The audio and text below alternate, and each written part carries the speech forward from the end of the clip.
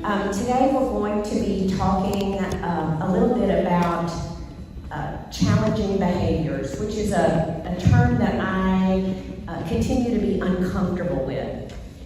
If it were easier to say, what I would say every time instead of challenging behavior is expression of a need, because that's what behavior is for somebody that has challenges in articulating things verbally. And we're going to talk a little bit more about that, but I want to at first say that I know that each one of you all are facing a unique set of challenges as a caregiver, whether it's in a professional setting or whether you're at home.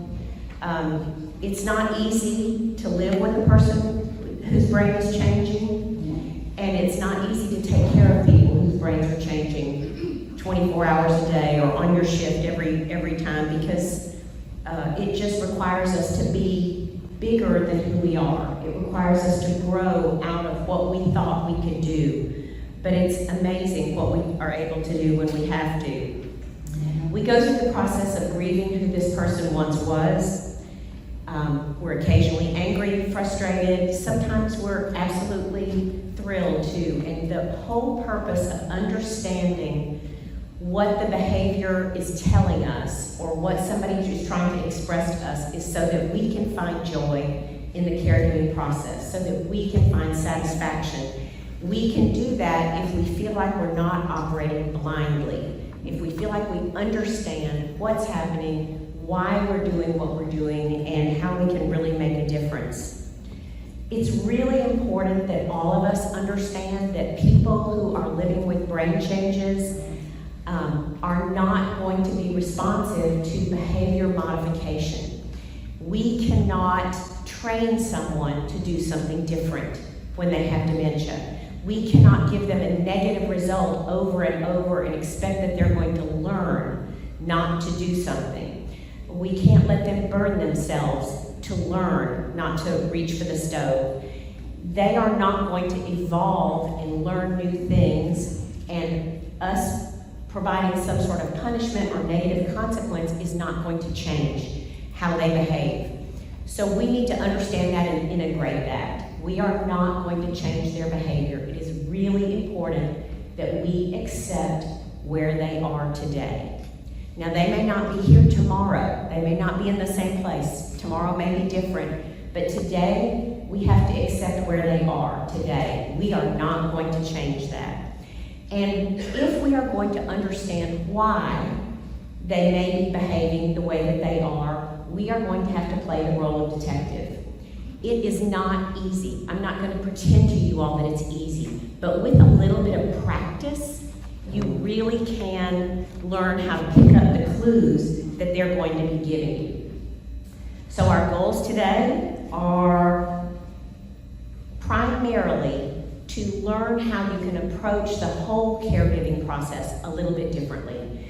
We're going to twist your brain in just a little bit different ways so that you see this through different eyes. I really want you to understand the kind of unmet needs that we're going to try to address.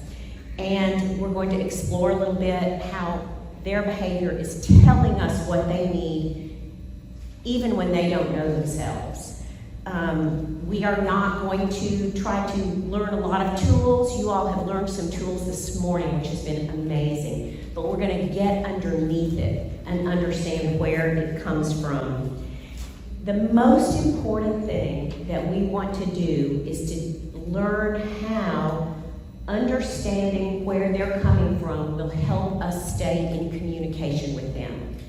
To me, this is in my own experience, my own opinion. Both my mother-in-law and my mother died of Alzheimer's disease, so I've experienced it up close and personal. The most difficult piece is to lose the relationship. The relationship changes, the relationship becomes different, but the relationship is still there. Your mother may not know who you are, or your spouse may just think you're that nice lady that comes by. But there is a relationship, and that person is communicating with you in some way, not maybe in the way that you're used to. And I think that's what we take with us through this journey, is the communication and the relationship. And so that's what we're going to work really hard to understand, so that we can have that satisfying relationship that continues for us. So dementia interferes with how people are able to communicate. All of the tools that many of us have that we use to communicate with people are disappearing or may already be gone. And so, of course, the basic is memory loss. If people can't remember relationships, or if they can't remember places, or if they can't remember that thing that happened that time Grandma was there for Thanksgiving, we're not able to communicate in the same way. So we've got this barrier now that makes it hard for us to continue to communicate. Their brain actually may no longer be able to interpret language, or may not be able to interpret all language. There may be some simple commands or short sentences that still make sense, that someone whose brain has changed may be able to work with, but many of the things that you say, they may not understand anymore, because their brain is not making that translation for them anymore. The same issue may be developing with their own speech. So this might look like the same person, and their face may even try to register the same kind of expression when you're talking to them, but their brain may not be actually translating those words into something that they can understand. So we have to go in knowing that there's a break in communication here, and we don't know exactly where it is. So we have to feel our way around a little bit, and we have to really pay attention to body language, and we're going to talk about that a little bit more. As Beth was sharing with y'all this morning, the sensory organs have all changed. The field of vision is smaller. The hearing is decreased. Even tactile communication from fingertip to brain may be different. Smell is usually gone early in someone with Alzheimer's disease, so that may be missing. They also may not, proprioception may be declining. They may not even really know where they are in space, or know where they're reaching and when they're going to touch something, or if that step up is a step up or is it actually a step down, which makes them move a little bit slower and makes everything a little bit more frightening. Their impulse control may be declining. Their ability to manage their own behavior will decline. So we oftentimes hear somebody that say, my mother would have never done that. Well, of course your mother is changing now, and she can't be in control the same way that she was. It's not her choice. She's not choosing to act in a way that's difficult for you to manage. She can't control that anymore. So we want to be really aware also that the fact that this person has unmet needs that they cannot express actually amplifies the difficulty that they're having. So they're losing the ability to use their senses, they're losing the ability to process language, and they've got needs inside that they cannot express to you, which just makes everything that much harder. So, and it definitely contributes to unpredictable behavior, because there's so much going on, but it's happening differently now than it ever has. So what does a person with dementia need? What are their needs? Well, to boil it down to the nitty-gritty, their needs are exactly the same as ours. They still need what you and I need. It's just it's more difficult for them to have those needs met. They can't go out and do the things that meet their needs anymore. And so they are still going to try to meet those needs. Y'all are familiar, I'm sure, with Maslow's hierarchy of needs. These are the things that all human beings need to be successful. Not to be financially successful or relationship successful, but just to live as a human being. These are what we need. And we all need some of it. We know we all need those basics at the beginning, the food, the water, warmth, and rest. We need those things. But we also all have emotional needs, and we have psychosocial needs. And you and I are free in this world to do all the things that we do to meet our needs. But when our brains stop functioning normally, we lose the tools that we have to meet those needs.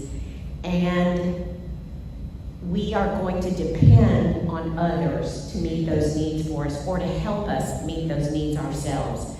The best way is to help them meet the needs themselves, but we know that they need our support to do that. People whose brains have changed frequently cannot articulate what they need. They cannot say, I'm feeling lonely, or I'm bored, or I'm tired of not being any help. I feel like I'm just a burden. Or they might not be able to say, you know, I never told my dad that I loved him and that's still bothering me.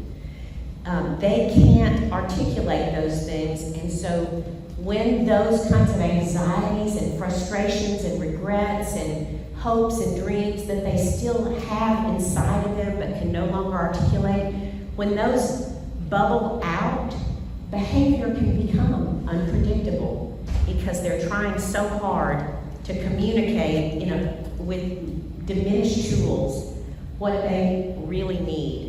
So this is when body language becomes really, really important. And this is where we begin to really become a detective. There are so many things that a person living with dementia's face and body can tell us about how they're feeling. If we're quiet, if we step back, if we take a moment and we observe and we listen.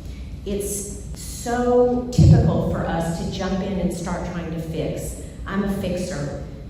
If there's a problem, I'm going to address it, I'm going to get after it, I'm going to find the answer, I'm going to find the solution. And many caregivers have this same attribute. If there's a problem, we're going to figure out how to fix it. But for our loved one or the person that we're caring for, the best thing that we can do when they're struggling is to look, to observe them. What can we see? We also need to understand that they are doing the very same thing. Learning how to read someone's verbal or nonverbal cues came to us. We learned those things when we were babies. We knew that if our mother picked us up and rocked us, that we were going to feel better in a minute. We responded to that. If our mother stroked the side of our face, we relaxed.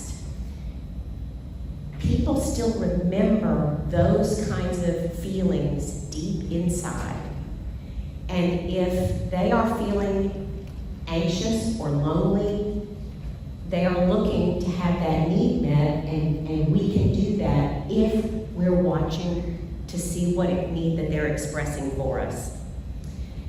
They were able as babies to read their mother's face. They could tell if she was angry or if she was loving, if she was feeling good, and they can read that in our faces. I tell people all the time that when people start withdrawing from social situations, usually one of the first reasons is because they're starting to forget people's names.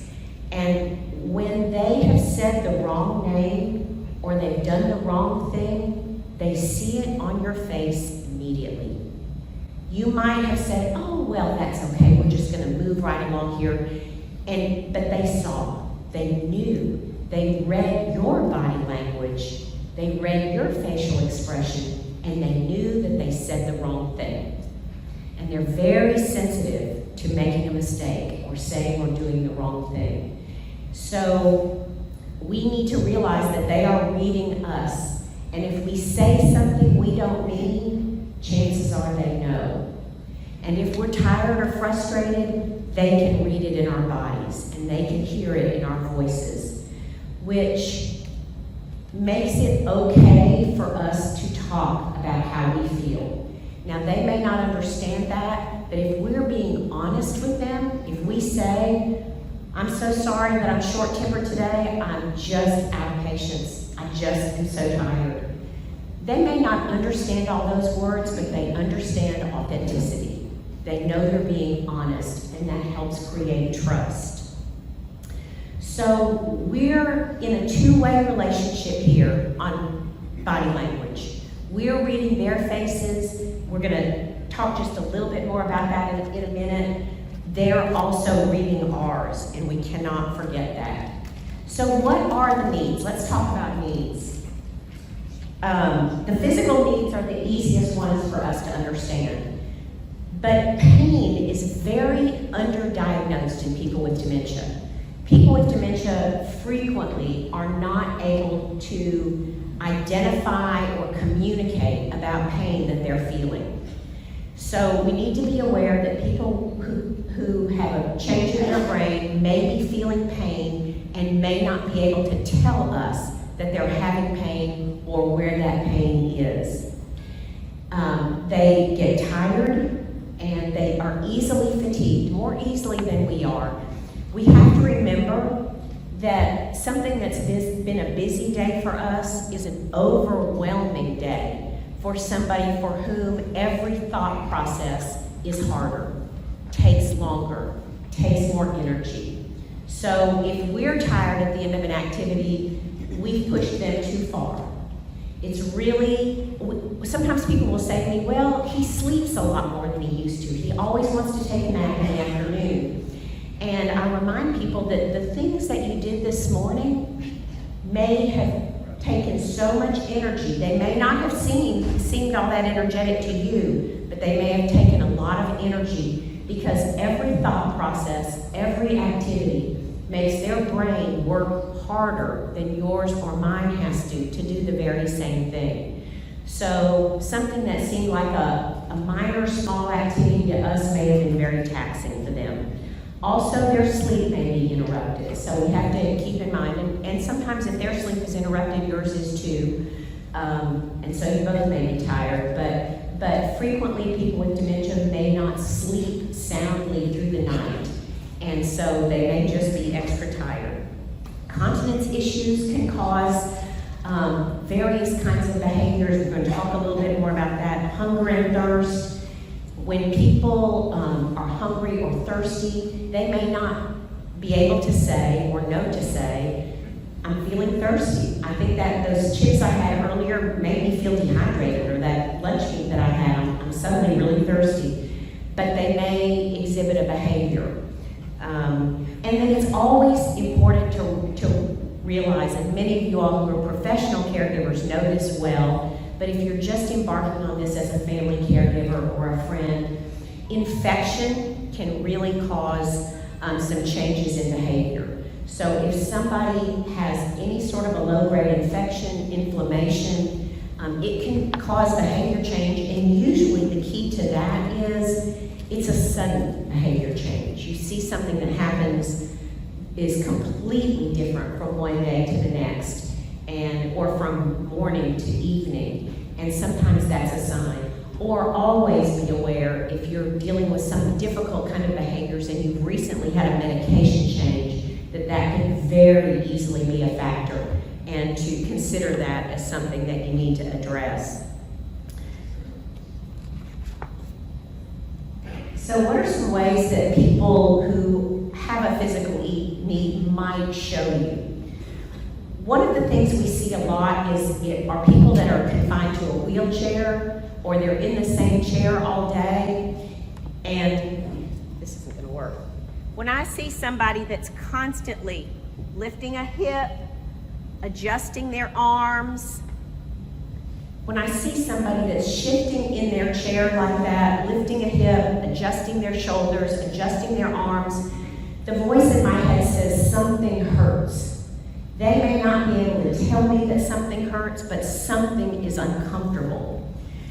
And so we're going to try to explore that. Anybody, have you all ever tried to lie in the same position or sit in the same position for hours at a time? You can't do it. It starts to hurt. You start to get uncomfortable everywhere. So anytime somebody has been in the same position for more than 20, 30, 40 minutes, chances are very great that they become uncomfortable. So something that might be difficult to manage, that might be considered a difficult behavior, could easily just be from somebody becoming uncomfortable. I'm not sure why we expect people, older people and people with dementia, to be able to sit in one place for so long, but we seem to. So we need to be really comfortable with keeping them moving and keeping them changing position as much as we can. Inappropriate language can be very common in people that have some sort of a physical unmet need. And it may be characteristic for that person, or it may be completely uncharacteristic. I can't tell you how many family members have said to me, I didn't even know my mother knew those words. But sometimes, those words may have never come out of her mouth before, but she certainly heard them all her life. Her dad was a sailor. She heard every word in the book. And when she doesn't have the words that she used to use, those words are still down deep. And they're there for her to express a strong feeling when she needs to. Resistance to tasks.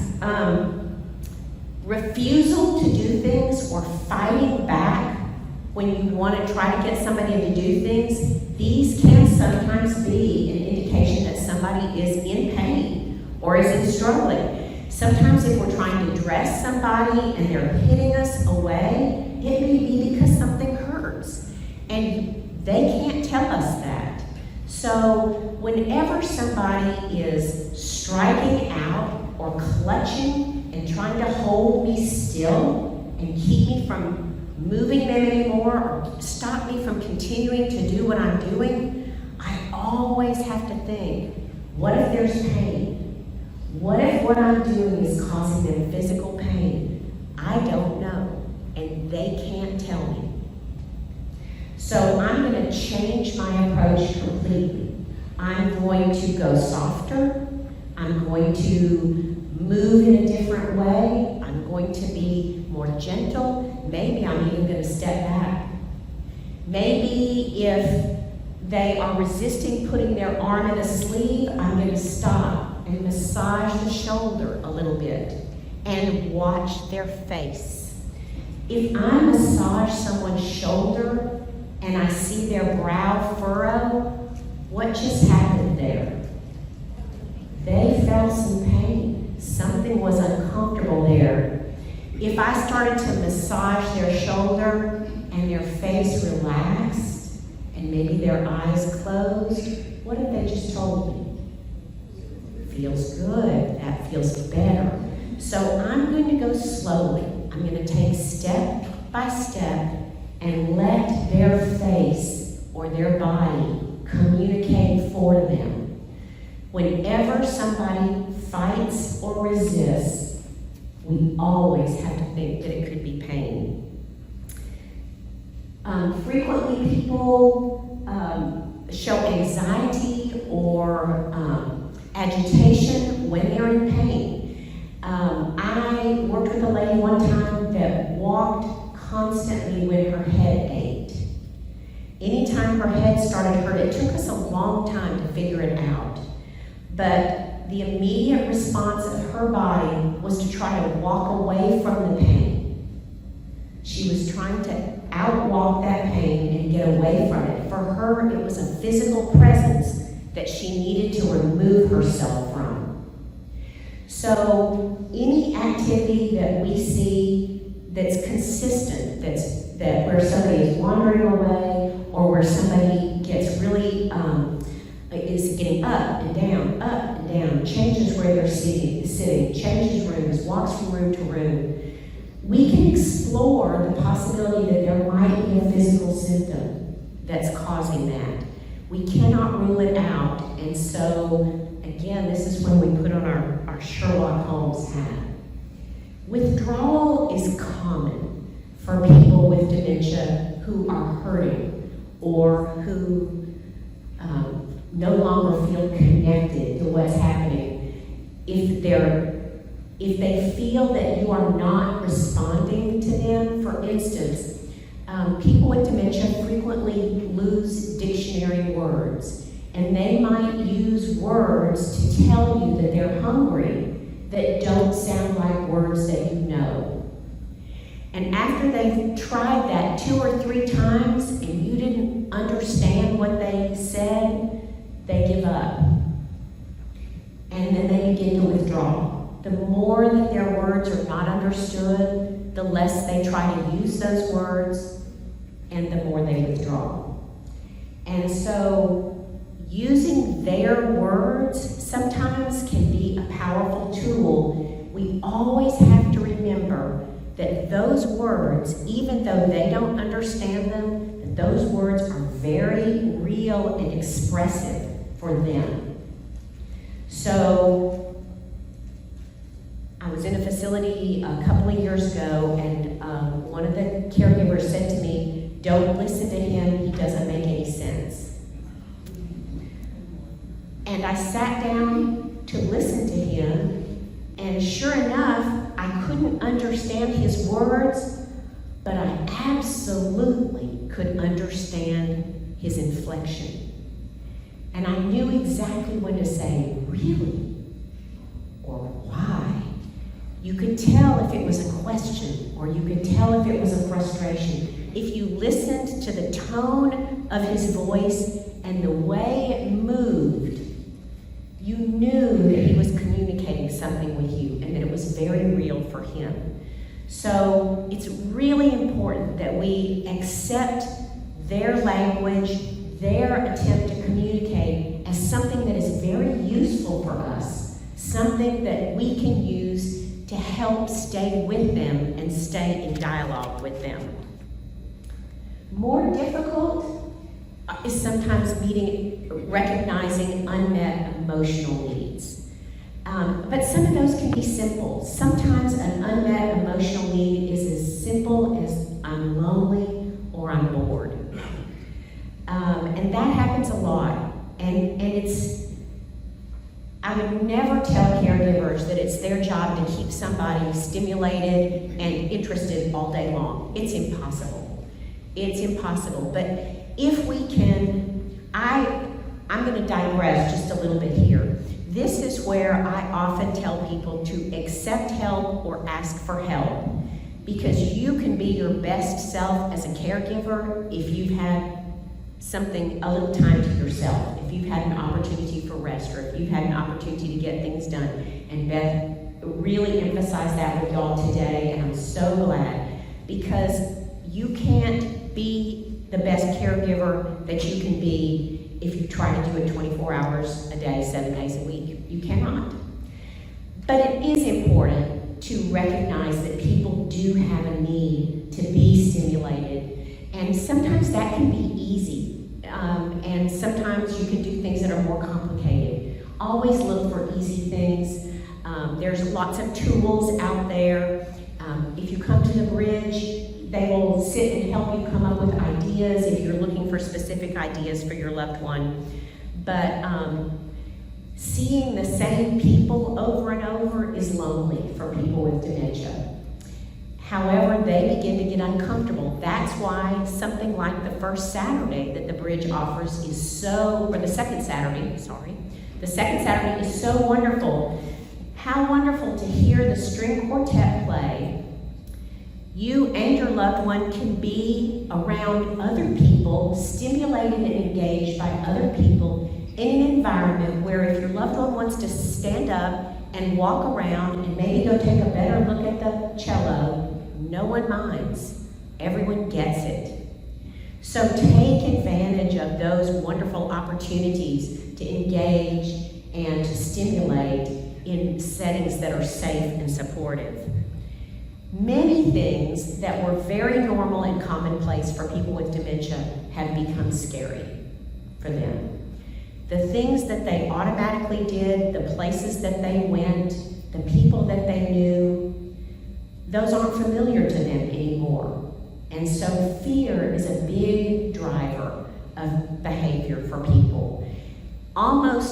Even just going into the shower, walking into a door, getting in the car, things that were such a part of commonplace living can become real sources of fear for people So be aware that anything that might have seemed normal even yesterday or last week might not feel safe and normal. Being safe and secure is such a basic need, and for people with dementia, feeling safe now is a moving target.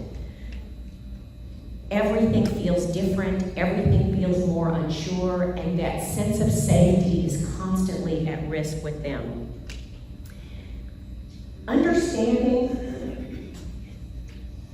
Understanding their history, knowing this person is going to help you a lot in being able to meet these unmet emotional needs.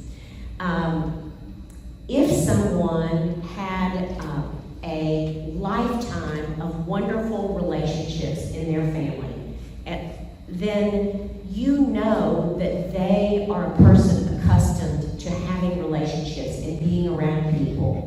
Not everybody is. So if that person is withdrawing, they may need the social stimulation of being around other people. And you would only know that if you knew who they were.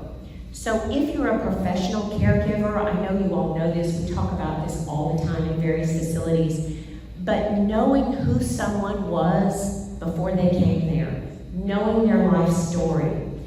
As a family caregiver, having learned the stories of their childhood can help you meet their needs in a way that you might have not been able to. So while your loved ones still can, let them tell you the stories from their childhood. All of those stories that are still with them are still with them because they were important. They touched something emotional, they touched something deep. They were a powerful story to them. It might be a happy story, it might be a sad story, it might be a scary story. Whatever that story is, it has strength for your loved one. So the fact that they're telling it to you now is communicating something to you about what they need. All of these feelings, sadness, loneliness, boredom, fear, these are legitimate emotions. They're real. And it is not our job to make them go away. It is our job to see them, to hear them, to acknowledge them, and to respond to them. But not to fix them, we can't. We cannot fix the fact that your brain changing makes you afraid. We can't make that go away, but we can understand that that's what's happening and try to be that safety and security when we can.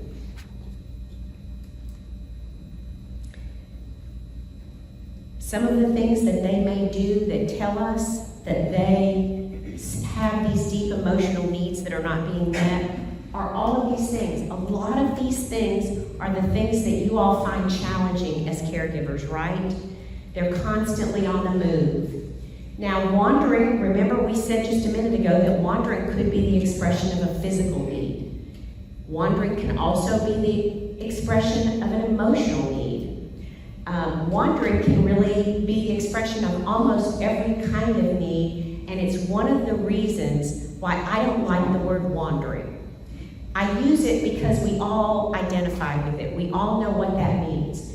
But I can tell you that I don't know if I've ever worked with a person with dementia who was wandering in their mind.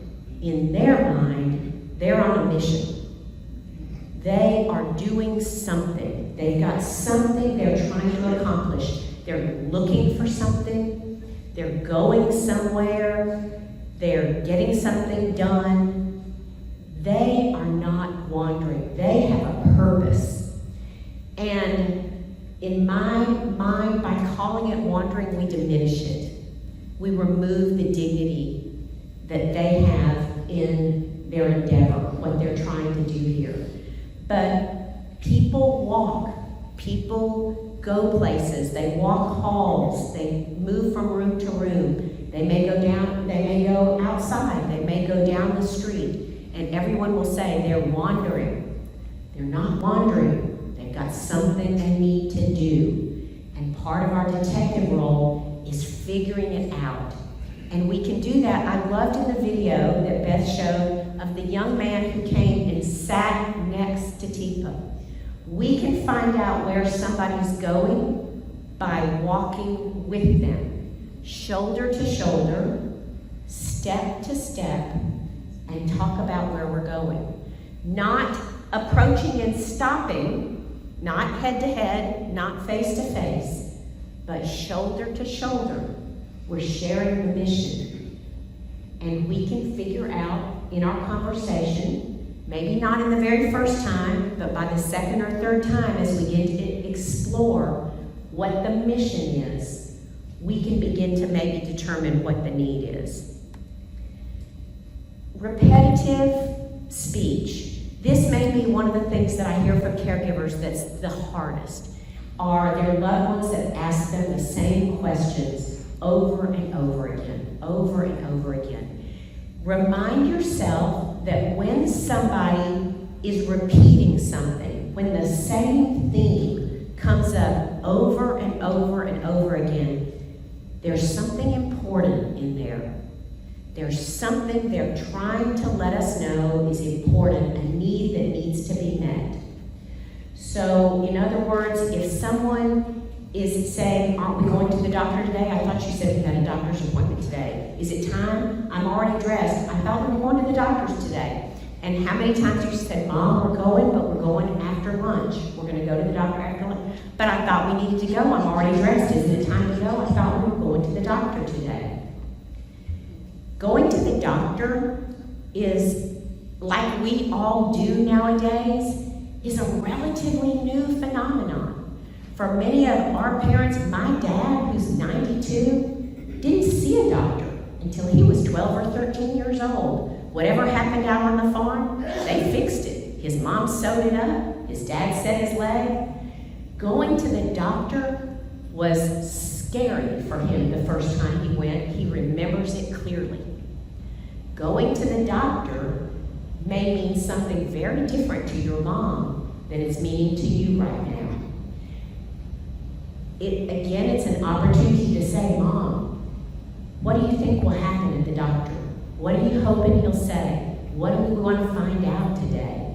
Talk about that. Do you think the doctor will have the answers to your questions today? Explore what that doctor's visit might mean. There's a lot of things going on in her head about the doctor.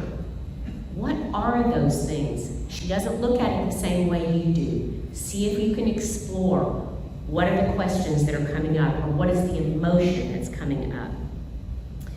I almost always find out that somebody who's crying or calling out has a need to bring people to them.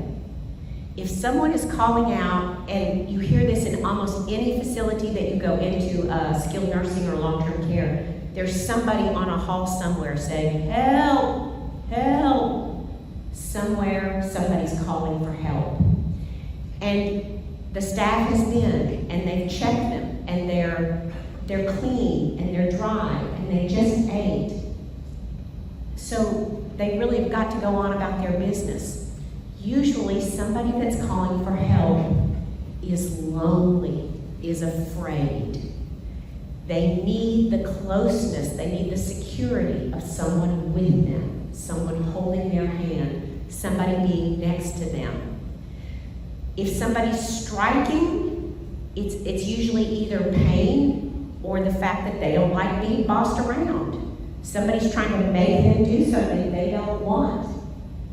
So each one of these different things is not just a behavior in the moment that we interpret in the way that we do in our world.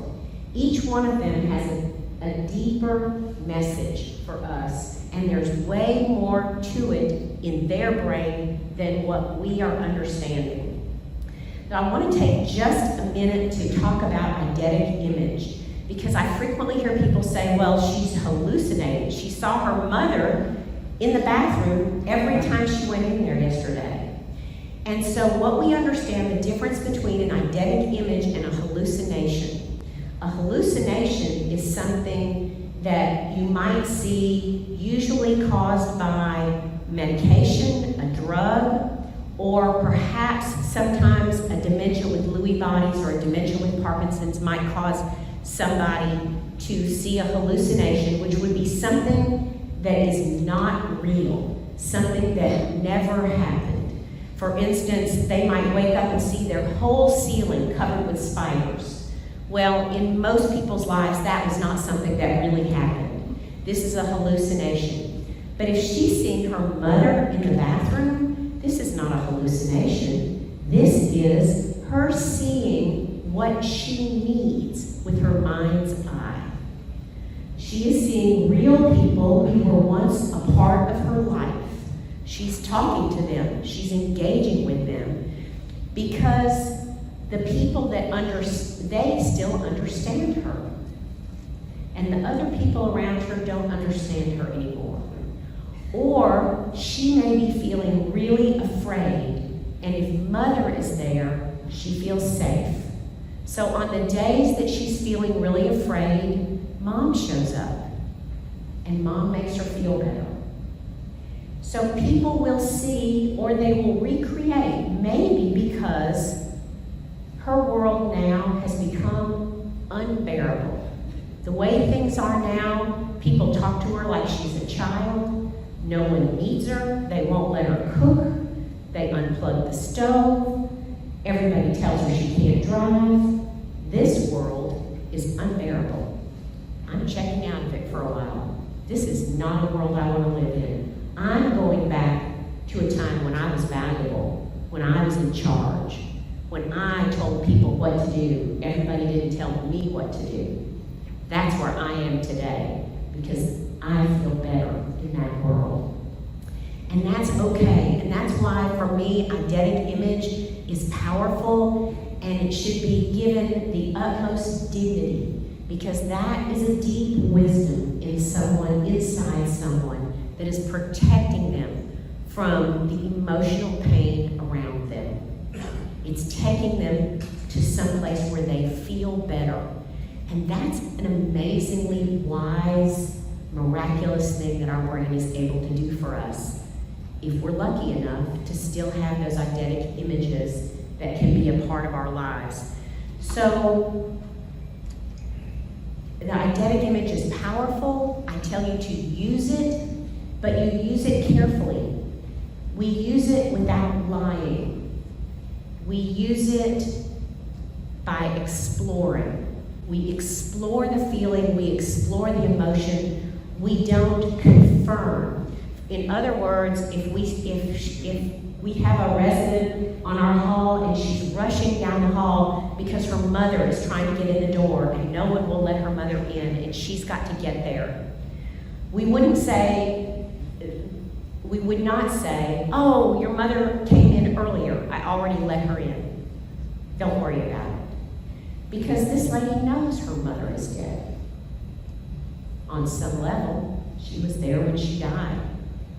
So when you say that to her, she knows in her interior wisdom that you're not really with her.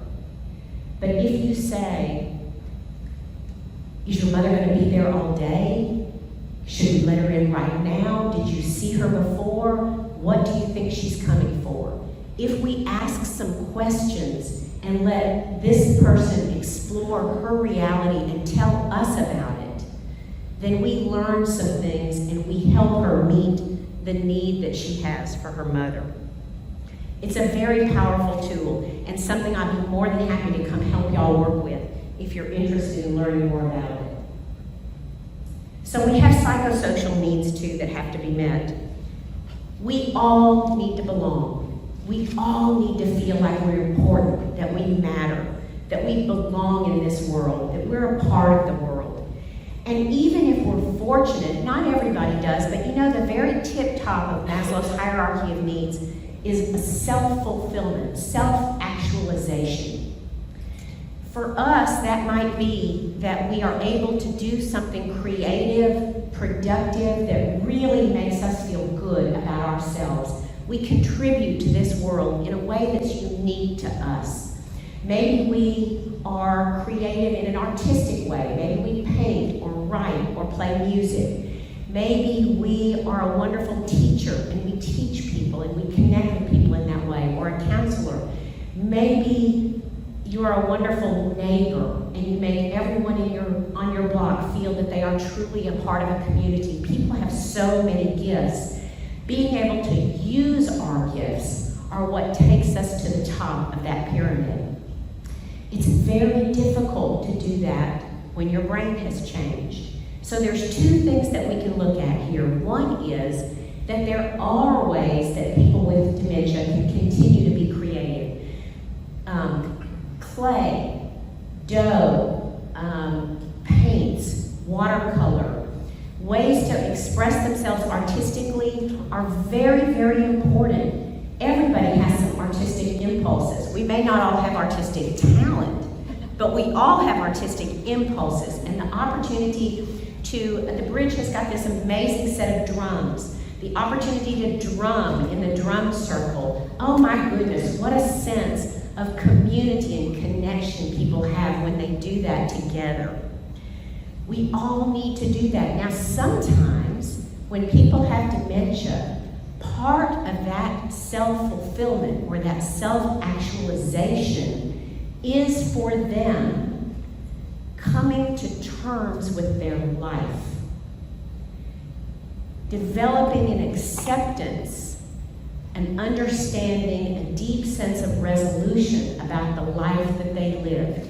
Inside, they know that their life is winding down, that things are coming closer and closer to an end.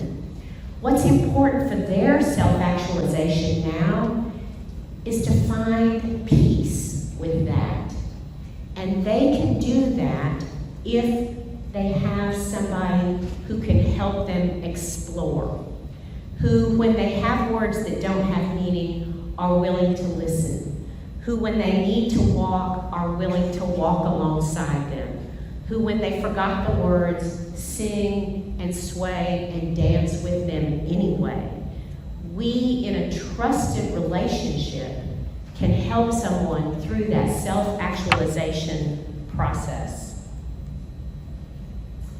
These are some of the things that you might see and you might consider as difficult behaviors if someone is trying to meet these psychosocial needs. We've talked about some of these, but let me touch on one that hasn't come up already, and that's rummaging or hoarding. How many of y'all struggle with this in your facility or in your home? We frequently have residents who go from room to room and add a little something to their basket or take things back to their room. We have residents that save napkins. Sometimes the napkins are just piled. They've all been used, but they're in a nice pile. They can be used again. Sometimes it's I saw a resident not too long ago who has a stash of masks in a drawer. She's picked them up everywhere someone has put them down, and she's been stashing them. So that desire to collect, now of course we know that hoarding, in the sense that Hoarders is on television, is a mental illness, is really a form of mental illness. And somebody that hasn't been doing that all their lives, but is doing that now as their brain changes, is not somebody that you would categorize as a hoarder.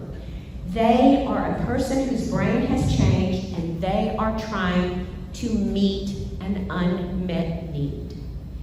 And gathering and collecting and holding lots of something gives them a sense of security.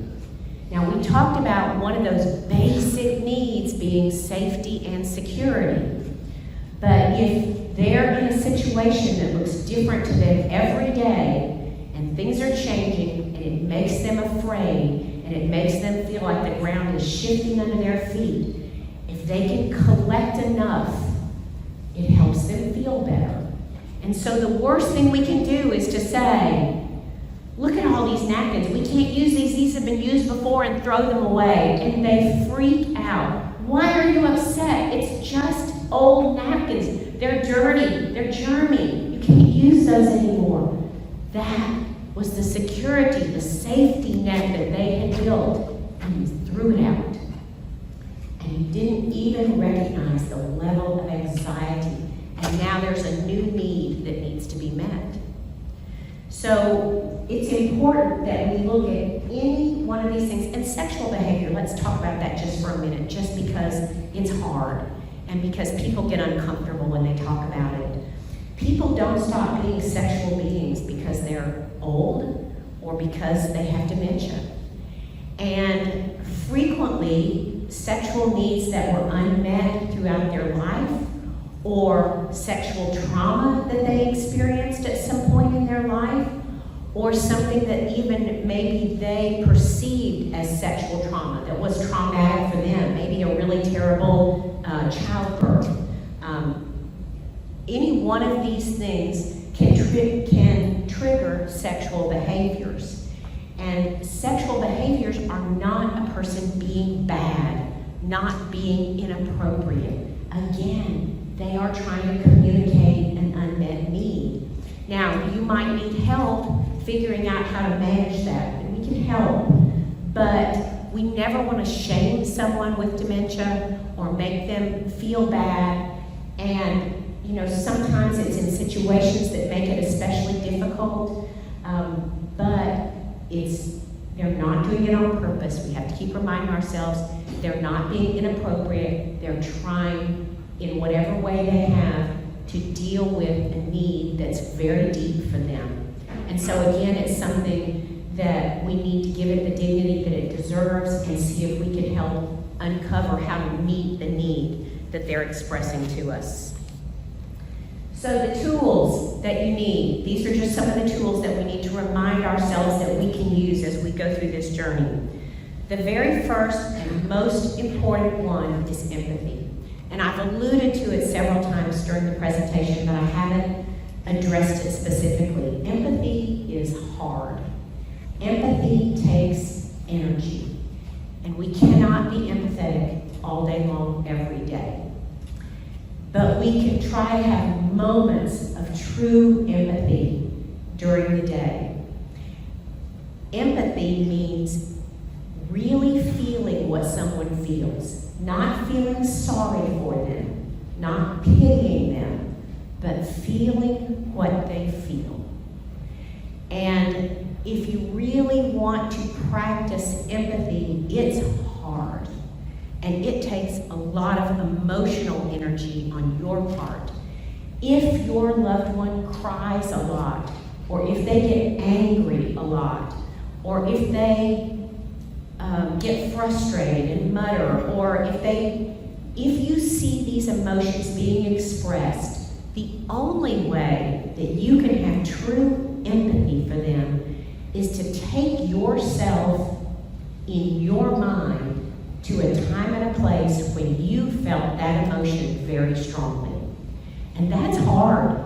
That oftentimes means taking ourselves to a place we don't want to go, that makes us really uncomfortable, that can make us really sad, really angry, really frustrated when we were wronged.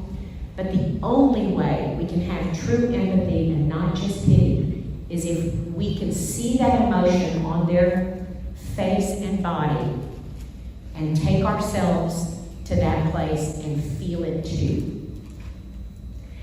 And as funny as this sounds, you can almost develop an empathetic muscle that you can use when you need it. It takes practice. So if your loved one is frequently sad, practice taking yourself to a sad place. It's not easy and it's not fun. But when you need to use that feeling of empathy for sadness, it's there. You can draw it because you've practiced it, and you can use it. You can go directly to that place. So each of these kinds of emotions, if you work in a facility, God bless you, because you are around all of those emotions all the time. And I can tell you that if you practice using empathy, it becomes a little bit less stressful over time. But it retains its power. Because the person that you're working with on a very deep level recognizes it as something more. They recognize it as a real connection and not just a superficial placating of whatever their emotion is. It's a real connection. And that, again, let me say, the relationship and the connection are the pieces that we don't want to lose. So we're going to use empathy. We're going to use exquisite listening skills. And again, this takes time and it takes energy. But to really listen to somebody, practice it with your spouse. Practice it with your kids. Practice it with your friends. Very few of us do it. Most of us are not great listeners. We're already thinking about what we're going to say while we're listening to somebody. Or our mind is thinking about our grocery list or where we need to be next. Practice exquisite listening. The better that you get at it, the more you can use it in working with someone whose brain has changed. And in exquisite listening with somebody with dementia, you will hear things that you didn't hear before, I promise you. Practice your body language skills. It's the face, it's the lips, it's the nose, it's the way that the shoulders are held, it's the tenseness, it's a fist, or it's an open hand, or it's a tight lip, or it's a bitten lip, or all of these things that our face and bodies can communicate for us if we don't have the words. You also have knowledge, and this is a powerful tool. And if you feel that you have questions and you need more knowledge, well, now you know where to go to start learning more about dementia. But so much of what you can understand about the disease will be an important tool. And then you need a trusted listener. You need emotional support. If you don't get it, you're going to be the person at the other end with unmet needs. You hear what I'm saying? If you don't find the emotional support that you need now, going through what you're going through, whether it's day in and day out at the job, or whether it's in a relationship that has a special meaning for you, you will end up at the end of your life not at peace, because this is too hard to do by yourself. It's too much. It asks too much of you emotionally, psychologically, physically, to shoulder this by yourself. So find a trusted listener, find a support group, and get what you need so that you will be at peace about this journey that you've been on. Everything that I do, everything that I've shared with you today is based on the wonderful teachings of Teepa Snow and Naomi Feil, who teaches the validation method. These methods that Teepa and Naomi have been pioneering over the last generation have been groundbreaking. They have changed the way that we understand how to work with people with dementia. And hopefully they will continue to evolve, and they will continue to find acceptance in the long-term care community and in the community at large, so that as we all continue to age, they'll be ready to care for us and to provide us the dignity that everyone deserves through this journey. Thank y'all.